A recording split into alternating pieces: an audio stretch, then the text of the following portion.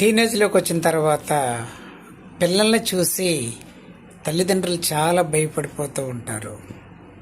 ఎందుకనంటే అప్పుడు జనరేషన్కి ఇప్పుడు జనరేషన్కి చాలా తేడా వచ్చింది కాబట్టి వాళ్ళ ప్రవర్తనలో వచ్చిన మార్పు చూసి భయపడుతున్నాం.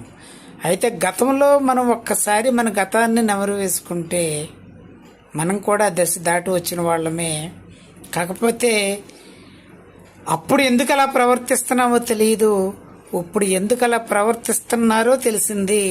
దానికి కారణం వాళ్ళు కాదు, వాళ్ళ మైండ్లో వాళ్ళ వయసుతో పాటు వచ్చే హార్మోన్స్ యొక్క ఇన్బ్యాలెన్స్.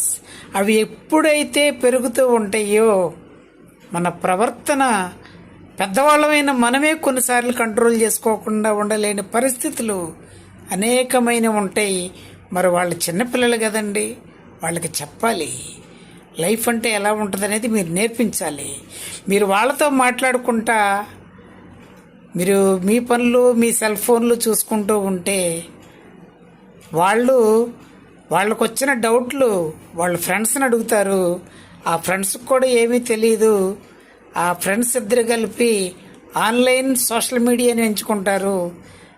ఆ సోషల్ మీడియాని ఎన్నుకున్న తర్వాత వచ్చే పరిణామం ఎలా ఉంటుంది అనేది ప్రత్యేకంగా నేను చెప్పాలంటే లింక్లో నా యొక్క వీడియో ఇచ్చాను. ఆ వీడియోని చూసి మీ క్లారిఫికేషన్స్ అన్నీ క్లియర్ చేసుకుంటారని కోరుకుంటున్నాను. Thank you.